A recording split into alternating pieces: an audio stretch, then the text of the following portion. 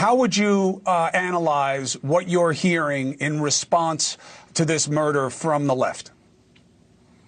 From the left? I mean, just listening to the clips you played from the Trump administration, we're in a very dark moment. It's a very McCarthyite moment right now.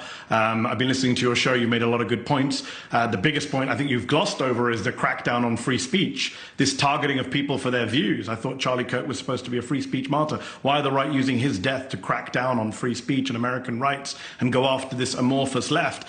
J.D. Vance lied today on the Charlie Kirk show when he said the statistics are clear that this is a left-wing problem. It's the exact reverse.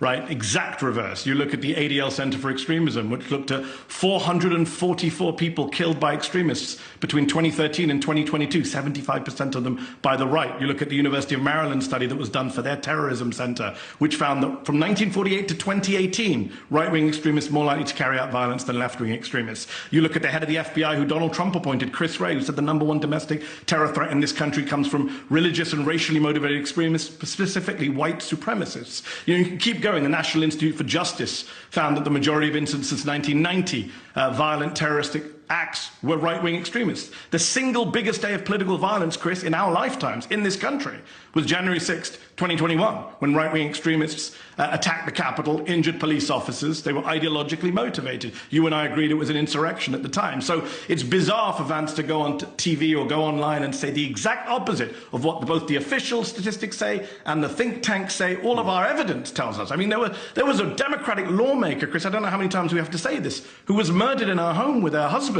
in June by a Trump supporter. And Donald Trump today said, who? When he was asked about it, he said, who? So, Mehdi, one quick thing. I do not think January 6th was an insurrection. I thought that it was all kinds of crimes. You said it at the time, Chris. I just don't. You called it an insurrection at the time. You did. You did. No, I checked your Twitter before I came on never air. thought. Okay, Go ahead, show it to me. Check it afterwards. I never thought that they were trying to take over the government. That's what an insurrection is. But it doesn't matter. It was bad. But we're dealing with new bad stuff. But it was political violence. We can agree, right, Chris? It was political violence. 100%.